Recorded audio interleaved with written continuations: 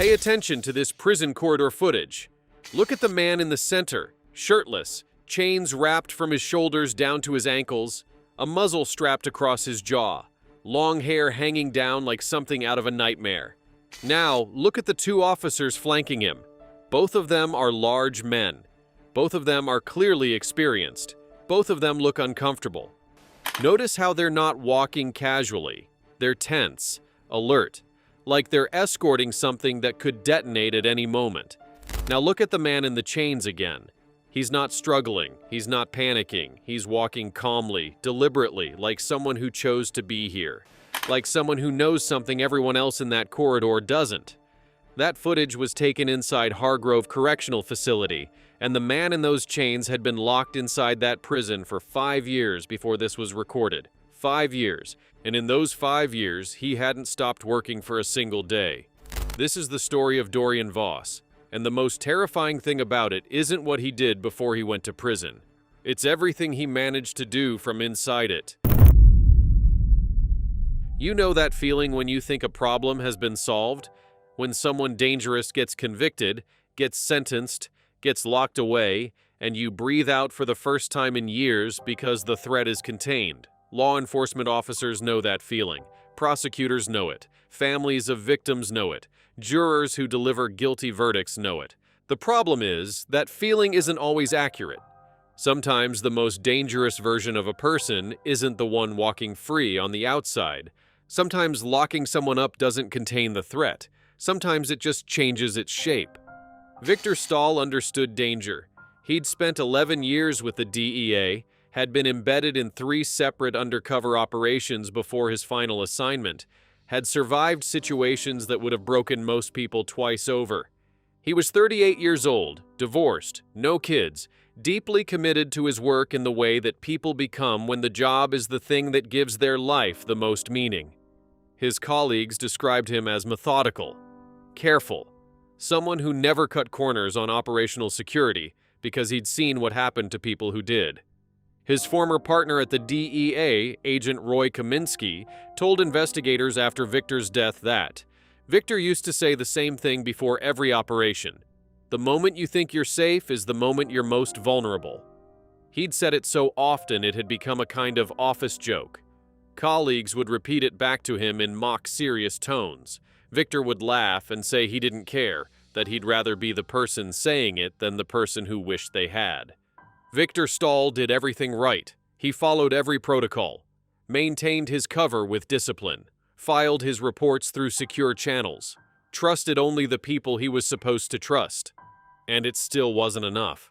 Because the man who had him killed was sitting in a maximum security cell 900 miles away, wrapped in enough chains to anchor a small boat, with a muzzle across his face, and 2 guards who never let him out of their sight. And none of that had stopped him from finding out exactly who Victor Stahl really was. To understand how any of this was possible, you have to understand who Dorian Voss was before Hargrove Correctional became his address. Dorian was born in Kingman, Arizona in 1963, the second of 4 children. His father worked the copper mines. His mother waitressed at a diner on Route 66. By the time Dorian was 16, he was already running with a motorcycle crew out of Flagstaff, not just riding with them, but organizing them, figuring out which businesses would pay for protection, which supply routes could be used for other purposes, which law enforcement officers in which jurisdictions were open to certain kinds of arrangements. He was 17 years old and already thinking like a CEO.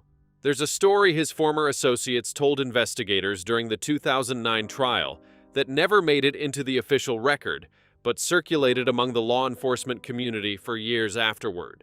When Dorian was 19, a rival crew from Tucson had been encroaching on the Flagstaff operation. The usual escalation, threats, vandalism, a couple of beatings. Most 19-year-olds in that position would have responded with immediate violence. Dorian didn't. He spent 3 weeks doing nothing visible, just watching, gathering information, learning everything he could about the Tucson crew's leadership, their finances, their vulnerabilities. Then he made one phone call to a county sheriff's deputy he'd been cultivating for months. The Tucson crew's leadership was arrested 2 days later on charges that had nothing to do with Dorian. The encroachment stopped. Dorian never threw a punch. That story, whether entirely accurate or somewhat embellished in the retelling, illustrated something that everyone who ever dealt with Dorian Voss understood. He didn't solve problems with force when intelligence would work better. Force was expensive and visible. Intelligence was surgical and silent. By the time he was 30, Dorian had risen from a regional crew leader to one of the founding members of the Ironbound Riders, a motorcycle club that presented itself publicly as a brotherhood of road enthusiasts and privately operated one of the most sophisticated criminal networks in the American Southwest. Drugs, weapons, extortion, money laundering through a cascade of legitimate businesses, bars, mechanic shops, a trucking company, 3 separate car dealerships spread across Nevada and Arizona. The Ironbound Riders weren't just a gang. They were a corporation with a criminal division, and Dorian Voss was their architect. He became national president in 2001 and spent the next 8 years expanding the club's reach into 7 new states. He was smart about it, patient. He never got his own hands dirty with anything that could be directly traced back to him. There were always layers between Dorian and the actual crimes, always intermediaries, always deniability. He had a rule that everyone in the organization learned quickly. Never put anything in writing that you wouldn't want read aloud in a courtroom. Never discuss specifics on phones. Never meet anyone for the first time without knowing everything about them. And never, under any circumstances, act on emotion. That last rule was the most important one. Dorian had watched other criminal organizations collapse because their leaders made decisions from anger or pride or impatience. He'd watched federal prosecutors build their best cases on evidence created by defendants who'd reacted emotionally to being investigated, surveilled, or betrayed. Emotion made people sloppy. Sloppy people got caught. Dorian didn't get caught. Not for 16 years. Not until a RICO case that took 6 years to build finally assembled enough cooperative testimony and financial documentation to get in front of a jury. Federal investigators had been trying to build a case against Dorian since 2003. 6 years of surveillance, 6 years of wiretaps and informants and painstaking financial analysis. The case that finally stuck was built on RICO charges: racketeering, conspiracy, obstruction.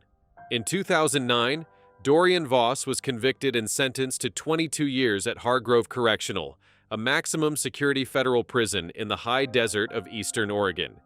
The federal agents who'd spent years building that case went home that night and slept better than they had in a long time. They shouldn't have.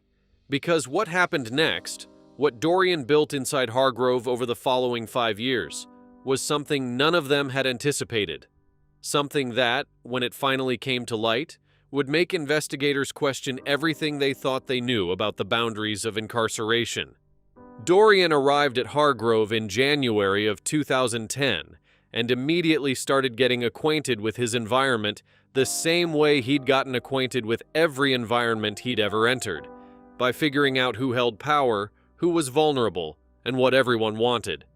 Prison guards are human beings. They have mortgages, they have sick parents, they have gambling debts and marriages in trouble, and kids who need things they can't afford on a corrections officer's salary.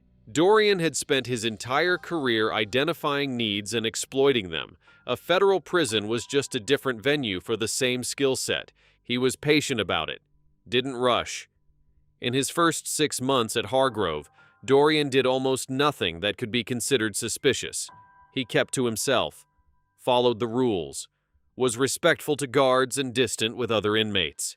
He was building a reputation as a model prisoner, while simultaneously conducting the most intensive surveillance operation of his career, observing the people around him with the same systematic attention he'd once directed at rival organizations and law enforcement agencies. He kept mental notes. Guards who lingered near the commissary and looked enviously at what wealthier inmates could purchase. Guards who took extra long breaks and came back smelling of alcohol. Guards who talked about their families with the specific combination of love and stress that meant money was tight. Guards who had that particular defeated quality in their eyes. The look of people who'd wanted something more and ended up somewhere they hadn't planned to stay. Within his first year at Hargrove, Dorian had assessed every correctional officer on his block. He knew their schedules, their habits, their financial situations. Information gathered through casual conversations, through contacts on the outside, through a network of fellow inmates he'd cultivated with the same patience and precision he'd used to build the ironbound riders. By the end of his second year, he'd identified 3 guards who were willing to carry messages. Small things at first. Notes folded inside paperback books. Information passed verbally through an attorney during legal consultations that weren't about legal matters at all. The attorney's name was Philip Garrett. He'd been disbarred in Nevada in 2007 for misconduct, but had never faced criminal charges. He'd been working for Dorian in various unofficial capacities for 15 years, and had followed his employer into Hargrove in the most literal sense possible, showing up as a legal consultant authorized to meet with Dorian in the facility's attorney consultation rooms that were monitored but not recorded for attorney-client privilege reasons. Those rooms became Dorian's office. Garrett was meticulous in ways that made investigators grudgingly admire the operation even while they were trying to dismantle it. He never carried written notes out of the facility. Everything he received verbally from Dorian, he memorized. Everything he needed to communicate to Dorian, he delivered the same way. The leather document folder he carried was a prop. Legitimacy theater, something that looked right in the hands of an attorney visiting a prison client, something that reinforced the cover of legitimate legal consultation. It was also, as investigators would eventually discover, a document storage system that had been hiding the most important piece of evidence in the case for 3 years. Now let's talk about Victor Stahl, because while Dorian was building his prison network, the DEA was rebuilding their strategy for dismantling the ironbound riders. The theory was that with Dorian locked away, the club's national structure would fragment. Regional leaders would start competing. The organization would lose its discipline and cohesion and become easier to penetrate and prosecute. The theory was wrong. The ironbound riders were more disciplined under Dorian's remote leadership than most criminal organizations were with their bosses present. Because Dorian had spent years training the people around him to think and operate according to his methods, they didn't need him in the room. They needed his judgment on major decisions, and through Philip Garrett and the network of compromised guards, that judgment was available. DEA Special Agent Nadine Walsh took over the Ironbound Riders Task Force in 2011. She was 42, sharp, experienced, and completely clear-eyed about what she was dealing with. She'd studied the organization for months before taking the assignment. She understood that Dorian Voss was still the center of gravity regardless of his incarceration. She made a decision that she believed was operationally sound. She would insert an undercover agent directly into the Ironbound Riders Nevada chapter, the same chapter Dorian had built from the ground up, the one that remained the club's most profitable and most protected operation. The agent she chose was Victor Stahl. Victor had spent 4 months preparing for the assignment before he ever set foot in Nevada, learning the culture of the organization, learning which members had which roles and relationships, learning the specific vocabulary and behavioral codes of the Ironbound Riders Nevada chapter, learning to ride a motorcycle convincingly enough to pass scrutiny from men who'd been riding since childhood. He'd also spent considerable time thinking about his own psychological preparation. Undercover work at this level requires a kind of sustained performance that most people can't maintain. You don't just play a role at work and then go home and be yourself. The role is the entirety of your visible existence. Everything you say, everything you do, every relationship you build is constructed around a fiction. You can't slip. You can't have bad days where the mask slips. You can't ever, in any unguarded moment, be who you actually are. Victor had done it before. 3 times. He understood the cost. His former partner, Roy Kaminsky, later said that Victor had told him, before the Nevada assignment began, that he thought this would be his last embedded operation.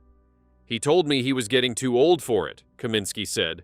"Not physically, mentally. He said the accumulation of it was getting heavier, carrying all those false versions of yourself around. He wanted to come home to something real when it was done. Only 4 people knew Victor's true identity and his operational role.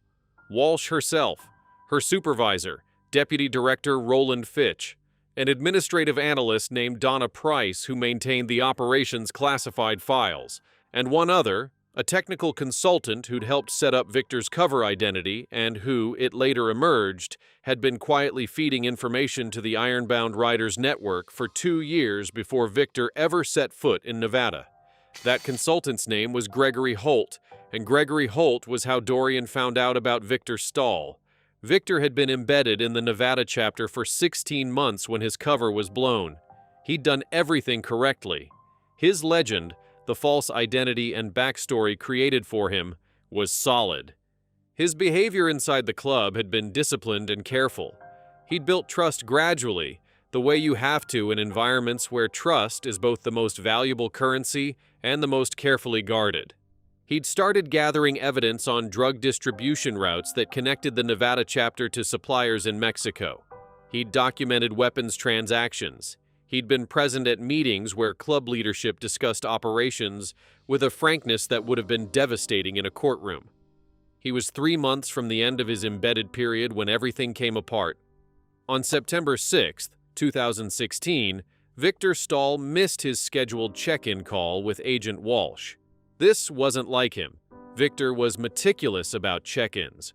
Walsh waited 2 hours, tried alternative contact methods, got nothing.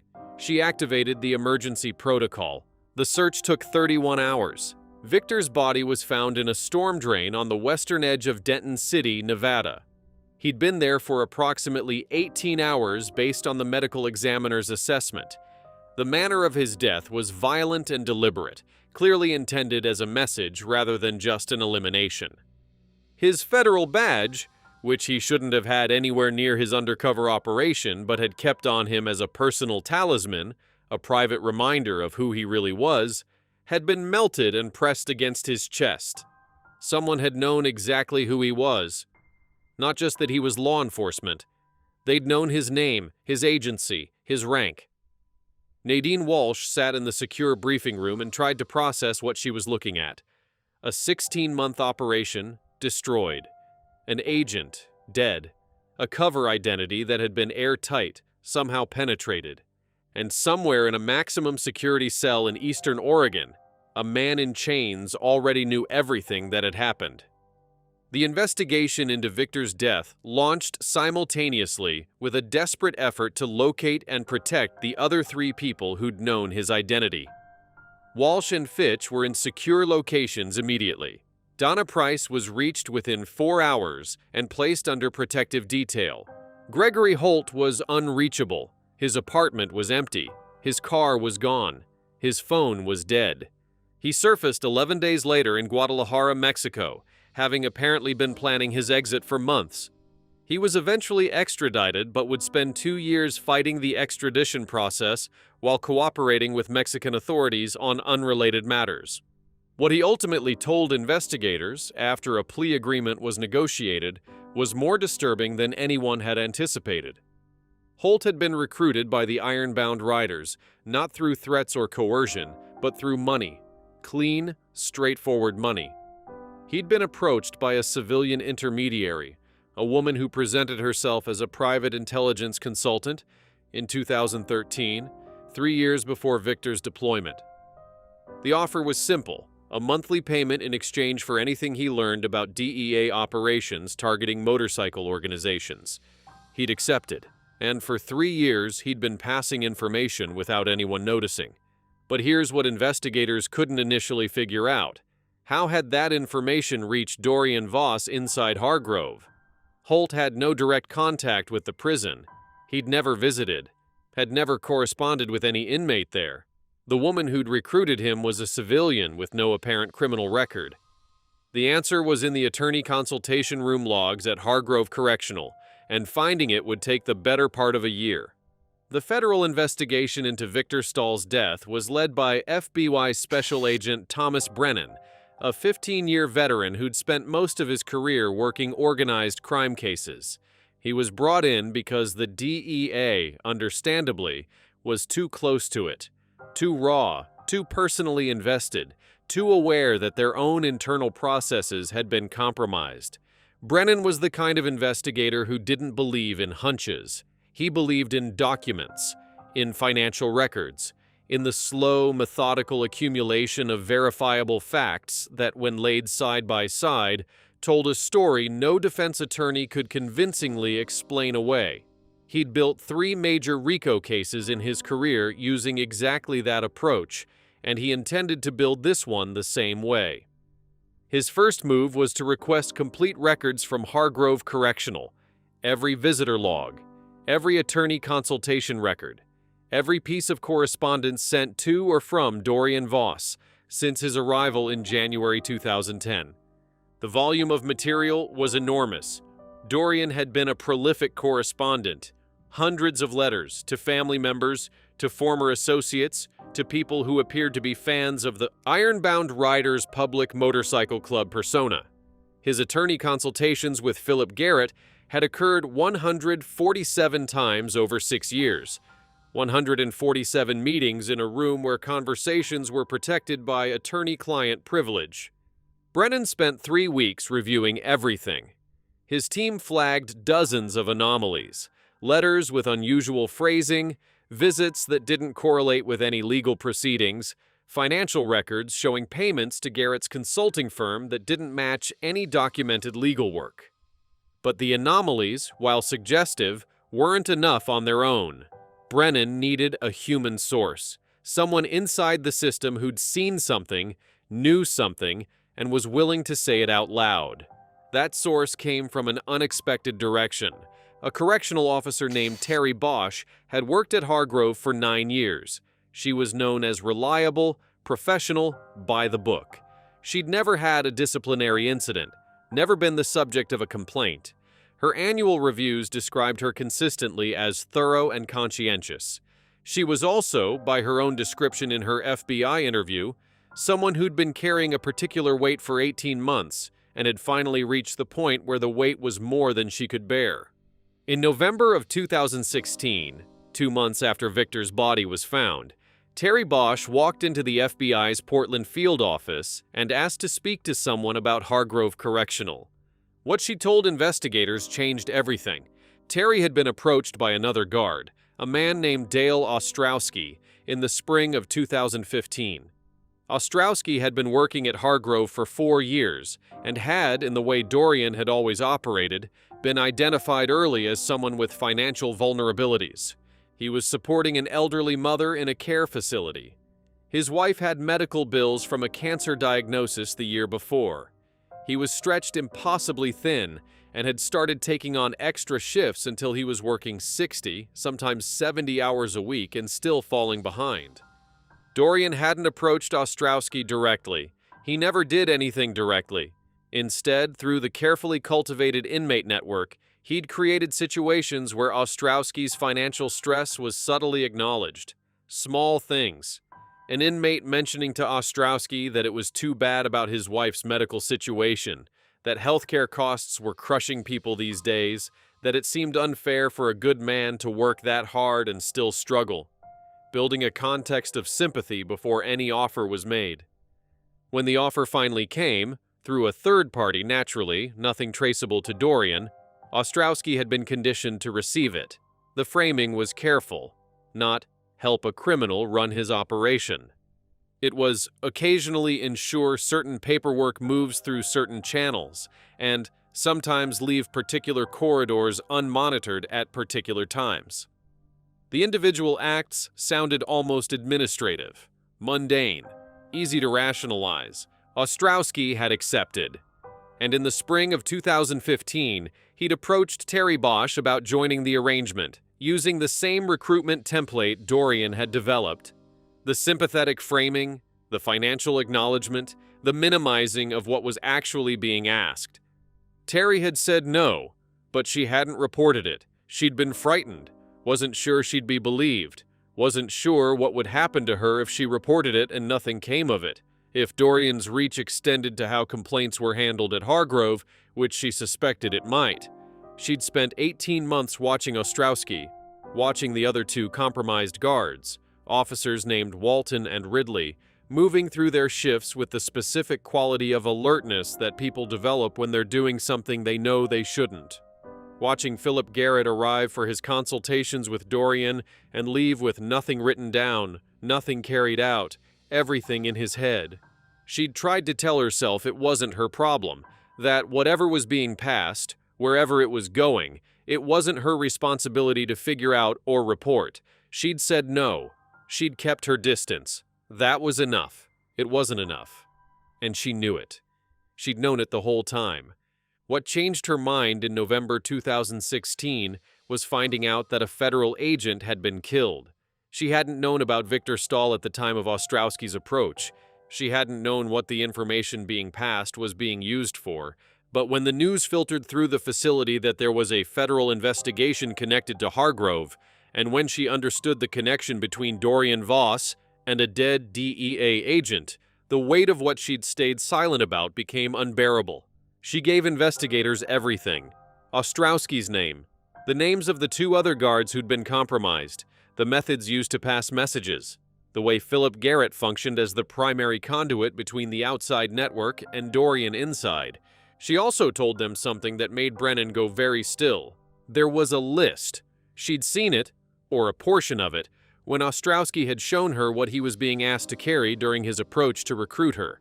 A piece of paper with names on it, federal law enforcement names. She'd only seen it for a moment before refusing, but she remembered 2 names clearly. One of them was Victor Stahl. Terry Bosch was placed in witness protection within 48 hours of that meeting. Her family relocated. Her entire previous life was, for all practical purposes, erased. She understood the necessity of it. She'd spent 16 months watching what Dorian Voss could do from inside a cell. She had absolutely no illusions about what he was capable of. With Terry's information, Brennan had enough for a new search warrant for Philip Garrett's offices and records. The search of Garrett's office in Portland, conducted simultaneously with a search of his home in a suburb south of the city, turned up the document that became the centerpiece of the entire case.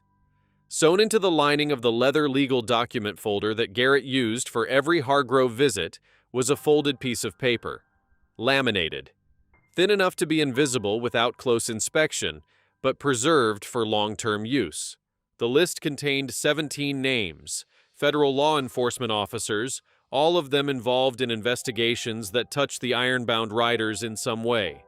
Beside each name were additional details: home addresses, vehicle descriptions, names of spouses and children, details about daily routines and schedules.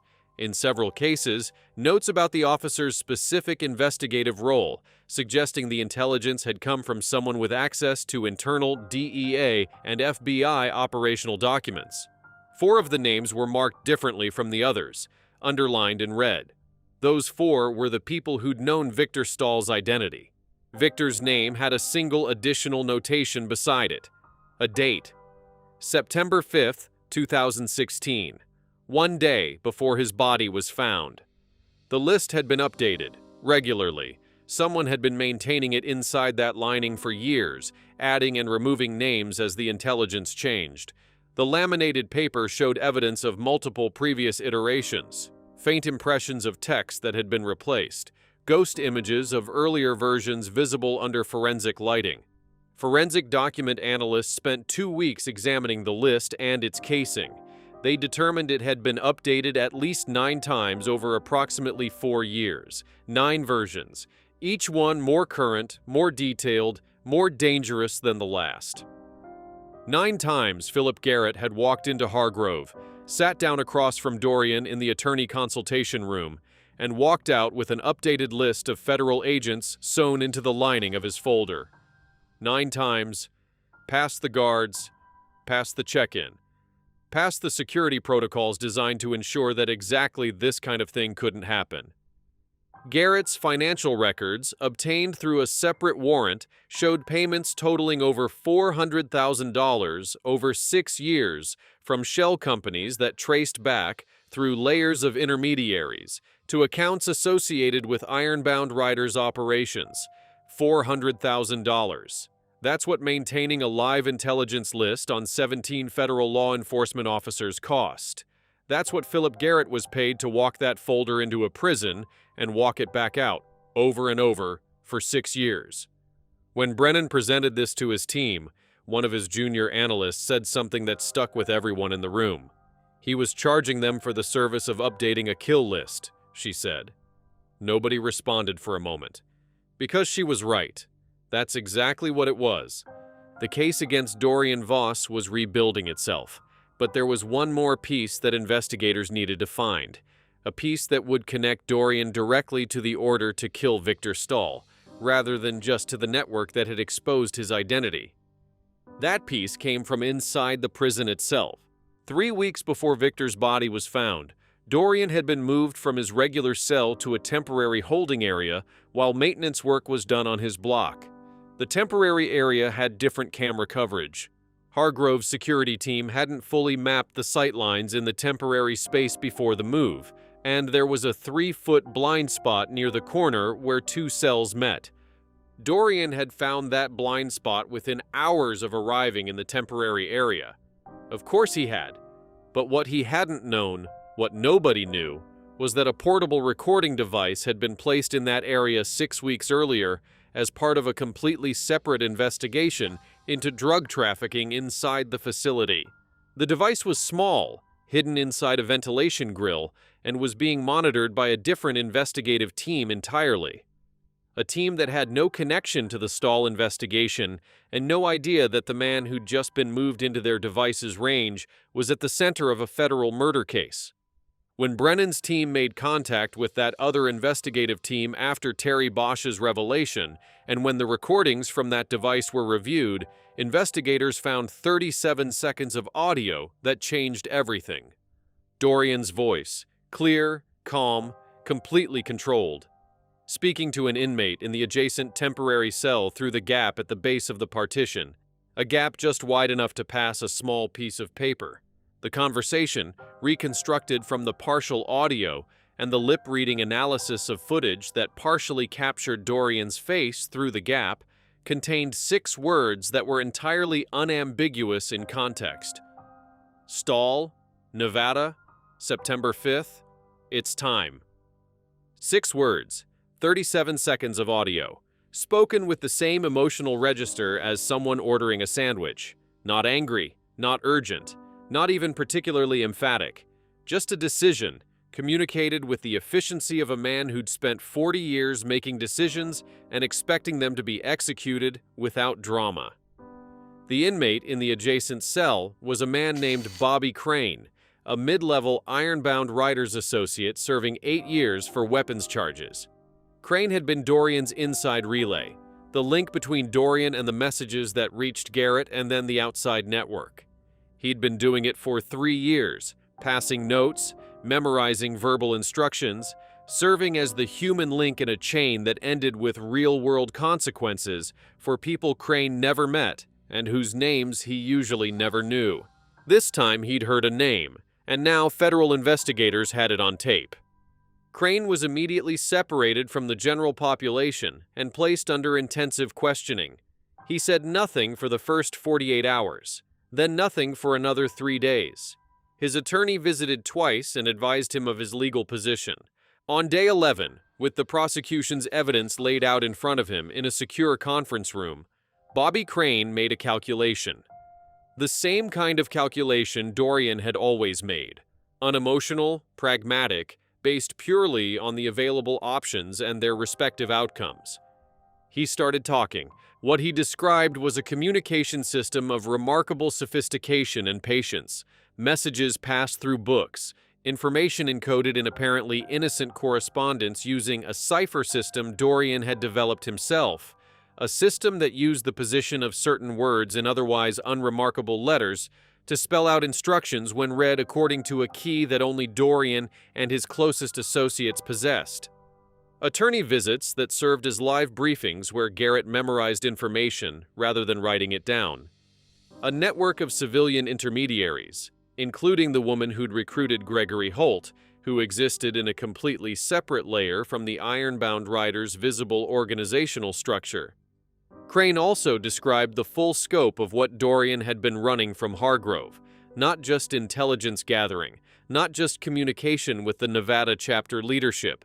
An active operational command that had approved drug shipments, ordered the elimination of threats, resolved disputes between regional chapter leaders, and maintained the financial infrastructure that kept the organization funded, from a cell measuring 8 feet by 10 feet for 6 years.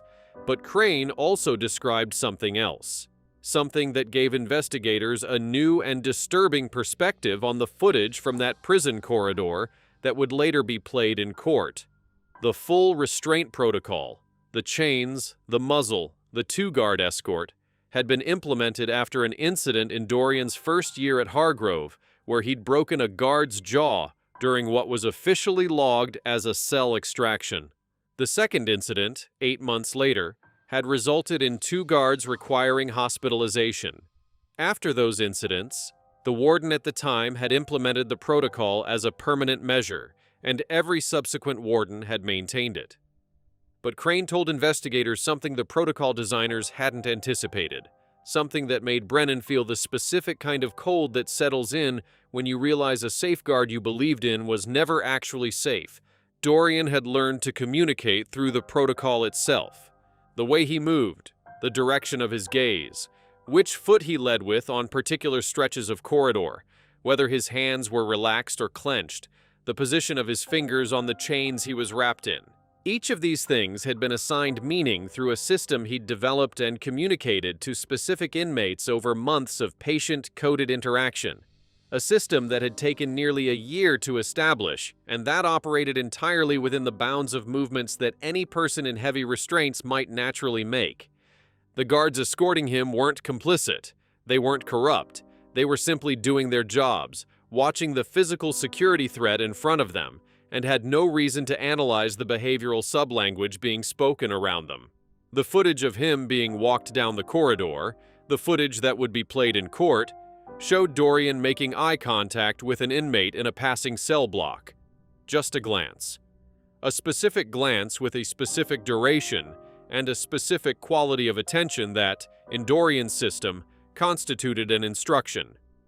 And within 72 hours of that glance, a witness scheduled to testify against an iron-bound Riders associate in a separate federal case in Memphis, Tennessee, had been beaten into a coma. The correlation between the glance and the assault had been noticed by a Hargrove guard who happened to be reviewing corridor footage for an entirely unrelated administrative purpose. He'd flagged it because it seemed odd. A man in full restraints making specific, deliberate eye contact with a particular inmate felt significant somehow, though the guard couldn't articulate why. He'd filed a report. The report had been buried in an administrative backlog for 4 months before Brennan's investigation surfaced it. 4 months, a witness in a coma in Memphis. And inside Hargrove, the man who'd ordered it had continued his daily routine. 1 hour of exercise, meals through the cell slot, attorney consultations, without a single additional consequence. By the spring of 2017, Agent Brennan's investigation had assembled something that hadn't existed before, a comprehensive picture of exactly how Dorian's prison network operated. The compromised guards, Philip Garrett and the attorney consultation room, Bobby Crane as the internal relay, Gregory Holt as the outside intelligence source, the civilian intermediary network that maintained its own separate layer of insulation from the ironbound Riders' visible structure, and the 37 seconds of audio with 6 words in Dorian's voice. Brennan presented the full case to his supervisors in March of 2017 and received authorization to proceed. He called his team together the night before the grand jury presentation and told them something he'd been thinking about for months. "The system failed," he said. "Not the people in this room, the system. Protocol after protocol, safeguard after safeguard, and a man in chains in a concrete box still managed to run a criminal empire and order a federal agent's death. When we get the conviction, it doesn't mean the system worked. It means we caught the failure late. We have to make sure we catch the next one earlier." His team sat with that for a moment, then someone asked him if he thought there was a next one. Brennan said he thought there were probably several, and that they just didn't know about them yet. The federal grand jury returned an indictment on March 4, 2017. 41 counts: murder for hire in the death of Victor Stahl, conspiracy to commit murder, obstruction of justice, witness tampering stemming from the Memphis assault, continuing criminal enterprise, conspiracy to distribute controlled substances, bribery of federal correctional officers, a list that ran to 7 pages. Dorian Voss was transferred to a different federal facility for the duration of his trial, a facility where nobody knew him, nobody had been compromised, nobody owed him anything. The transfer was conducted with the full restraint protocol and monitored by federal investigators who cataloged every movement, every glance, every finger position throughout. He didn't attempt to communicate during the transfer. He walked calmly, deliberately, like someone who'd already accepted that this particular chapter was over and was thinking clearly about the next one. The trial began on September 12, 2017, in Federal District Court in Portland, Oregon. It ran for 14 weeks, making it the longest federal criminal trial in Oregon's history. Dorian's defense team was led by a prominent criminal defense attorney named Wallace Pryor, who defended organized crime figures for 3 decades and knew exactly what he was working with. Pryor's strategy was to attack the credibility of every cooperating witness, argue that the audio recording was insufficient to establish the order to kill, and challenge the chain of custody on the list found in Garrett's folder. He was a skilled attorney. His cross-examinations of Crane and Bosch were methodical and probing, looking for inconsistencies, suggesting alternative interpretations, doing everything a competent defense attorney should do. But here's the thing about the case Brennan had built. It didn't rest on any single piece of evidence. It was a structure, a web of interconnected documentation and testimony, where every thread corroborated multiple other threads. Attacking one piece didn't unravel the others because the others were still standing. The audio recording was authenticated by 3 independent forensic audio experts. Terry Bosch testified for 2 full days, precise, consistent, and visibly frightened, which rather than undermining her credibility, reinforced it. Bobby Crane testified for 4 days. Gregory Holt, extradited from Mexico 6 months before the trial, testified about his recruitment and the years of intelligence he'd provided in a flat, factual monotone that somehow made it more disturbing, not less. Then the prosecution called one witness that Pryor hadn't fully anticipated. A former Ironbound Riders chapter president named Raymond Duval, who'd been arrested in a separate federal sweep in 2016 and had spent a year deciding whether cooperation was in his interests. He decided it was. Duval testified about how the communication system worked from the outside, how instructions arrived, how they were interpreted, how chapter leaders understood which decisions required Dorian's approval and how that approval was obtained and communicated. He described a specific meeting in January of 2016 where chapter leadership received word through the network that an infiltration had been detected and was being addressed. He hadn't known the specific details at the time. He knew now, sitting in that courtroom, exactly what being addressed had meant. He also testified about Victor Stahl specifically, about the moment word had come through that Stahl's identity had been confirmed, about the instructions that had followed, about the way those instructions had been received by the Nevada chapter leadership with a combination of urgency and the particular kind of cold efficiency that characterized everything connected to Dorian's directives. Pryor's cross-examination of Duval was his most aggressive of the trial. He attacked Duval's credibility on every available ground, suggested his testimony was entirely fabricated for prosecutorial benefit, pointed out inconsistencies between Duval's account and other documented timelines. Some of those inconsistencies were real, and Brennan's team had known about them going in. But on the central facts, the communication system, the instruction about Stahl, the way orders moved from Hargrove to the Nevada chapter, Duval was consistent, and consistent with everything else in the case. The corridor footage was played for the jury, the restraint protocol. Dorian being walked through the facility, chains from shoulders to ankles, muzzle across his jaw, flanked by the 2 largest guards on staff. The jury watched him walk watched his eyes move, watched that specific glance into the passing cell block. Then they watched the documented correlation with the Memphis assault. Then they heard from the behavioral communication expert, who walked the jury through 6 other examples from Hargrove footage, where Dorian's movements had correlated with specific actions taken by Ironbound Riders associates on the outside. When the jury filed out to deliberate, there was a quality of heaviness in the courtroom, the kind that settles in when a case has been so thoroughly presented that the outcome feels inevitable and the gravity of what's been described is fully understood by everyone in the room. Victor Stahl's family, his parents, his younger brother, his former wife, sat in the gallery every single day of those 7 days of deliberation. His mother, Eleanor, 70 years old, had not missed a single day of the 14-week trial. She'd driven from Arizona at the beginning and hadn't gone home. When people in the gallery asked her why she stayed, even on the administrative days, even on the days when nothing significant happened, she said simply, "Because Victor would have stayed." On October 28, 2017, the jury returned, guilty on all 41 counts. Dorian Voss sat very still as each count was read. He'd been brought into the courtroom that morning in full chains. Sat at the defense table with his hands on the surface in front of him, completely composed, his expression giving nothing away for the entire reading.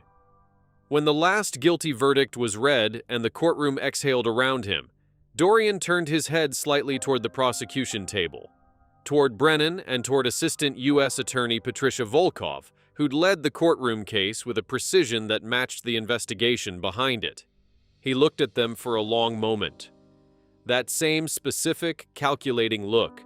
The look from the corridor footage, measuring, processing, filing away. Then, for the first and only time during the entire 14-week trial, he smiled. Just barely. Just enough. And then he looked away. Sentencing was held 3 months later. 3 consecutive life sentences, to run consecutively with his existing 22-year sentence. The judge spoke for 45 minutes before delivering the sentence, an unusually long statement that addressed not just Dorian's crimes, but the systemic failures that had allowed him to operate for so long. The judge noted that the defendant had demonstrated an extraordinary and unprecedented capacity for criminal organization, and that no sentence short of complete and permanent incarceration without any possibility of release could adequately protect the public. When the sentence was announced, Eleanor Stahl, sitting in the front row of the gallery, closed her eyes. She kept them closed for almost a full minute. When she opened them, she looked straight ahead. Didn't speak. Didn't react visibly. Just breathed. Later, outside the courthouse, she told a reporter, "I wanted him to never get out. That's what I wanted. That's what Victor's father and I have wanted since September 2016. And that's what happened today. I don't know what to do with relief when it feels like this, but it's there." Dorian was transferred to ADX Florence in Colorado within days of sentencing, the most restrictive federal prison in the United States. 23 hours a day in a cell measuring 7 by 12 feet, 1 hour of exercise in a small enclosed space, no congregate activities, no contact with other inmates, complete and total isolation. In the years since Dorian Voss was transferred to ADX Florence, the federal government conducted a systematic review of every correctional facility where high-level organized crime figures are held. The review took 14 months and examined records at 23 facilities across 11 states. What they found was sobering. Concerning patterns at 7 facilities, compromised staff at varying levels of severity, attorney consultation room irregularities, communication systems operating through nonverbal channels that existing monitoring protocols hadn't been designed to detect. Not all of them rose to the level of what Dorian had built at Hargrove, but the potential was there. The vulnerabilities existed. And in at least 2 cases, active intelligence passing operations were identified and shut down. Reforms were implemented across the federal prison system. New monitoring technology in consultation rooms that doesn't compromise attorney-client privilege, but does detect the kind of physical concealment Garrett had used with his folder.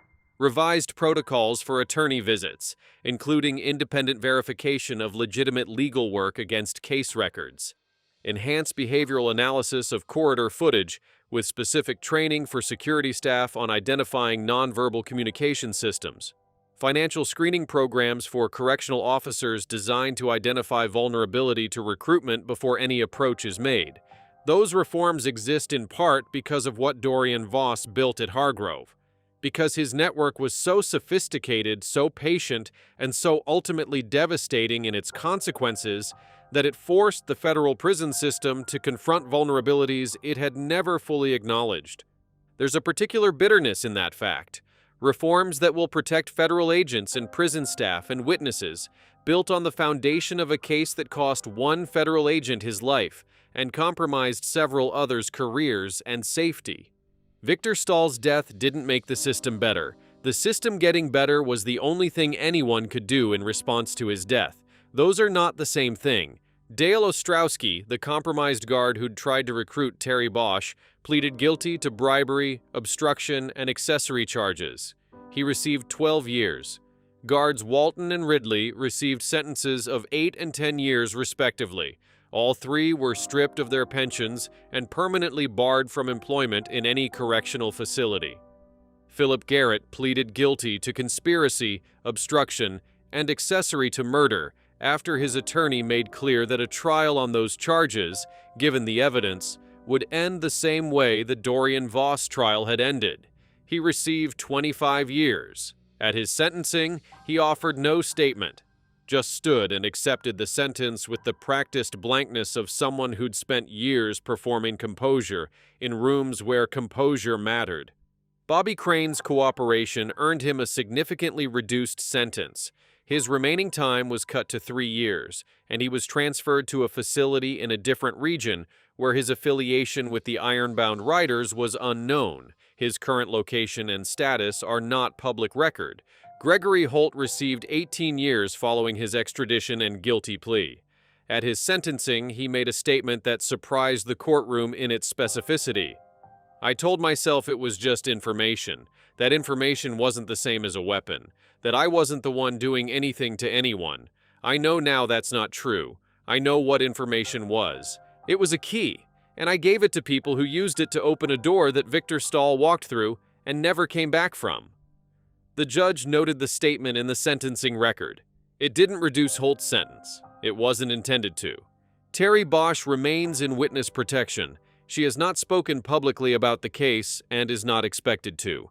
The correctional officers who knew her from Hargrove, when asked about her in background interviews for this story, all described her the same way. Someone who did the right thing when it would have been easier not to. Several noted that the right thing, in her case, had cost her everything she'd built. Her home, her community, her career, her identity as she'd known it.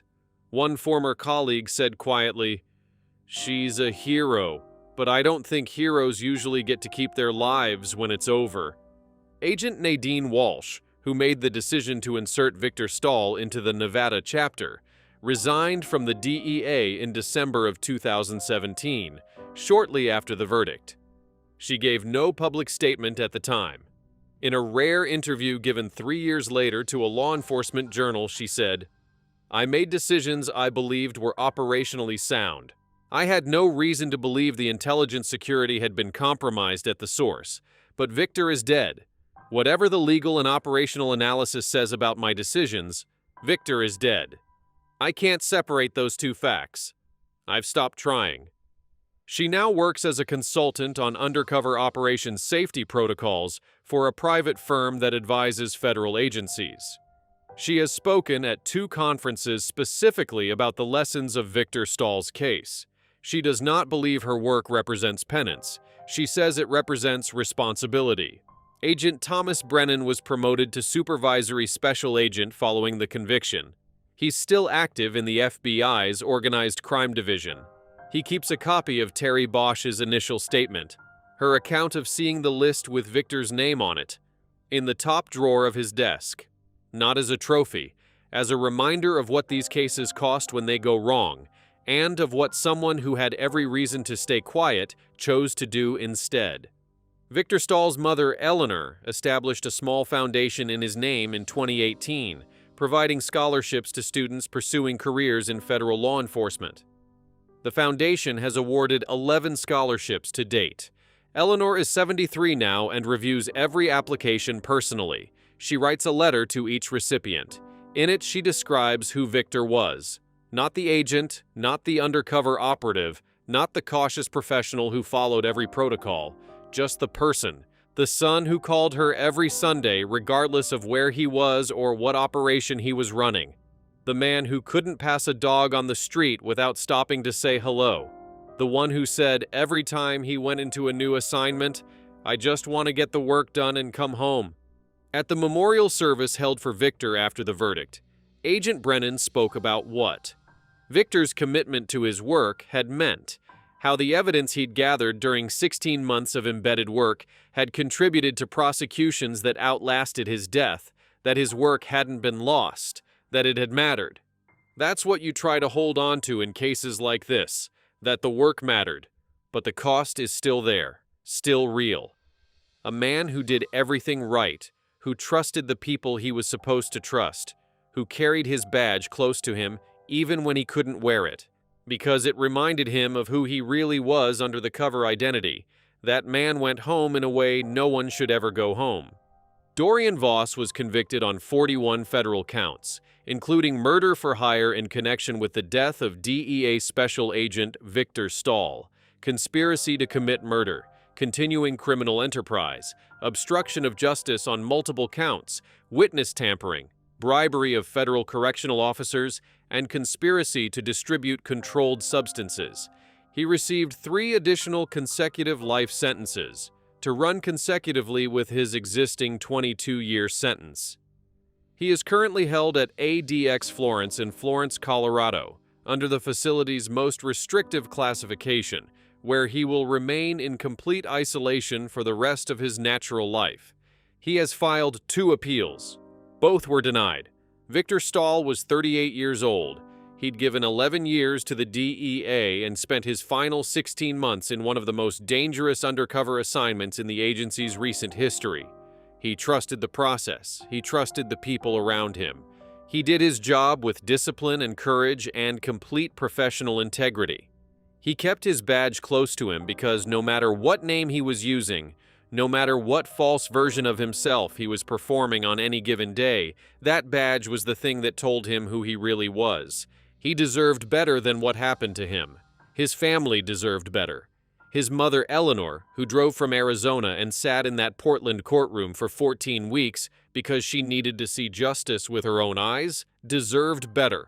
The least we can do is remember his name correctly, not as a cautionary tale, not as a case study in operational security failure, as a man who worked hard and cared deeply and gave everything he had to a job that mattered, and who said it himself before every operation, his whole career. The moment you think you're safe is the moment you're most vulnerable. Victor Stahl, that's his name. Remember it.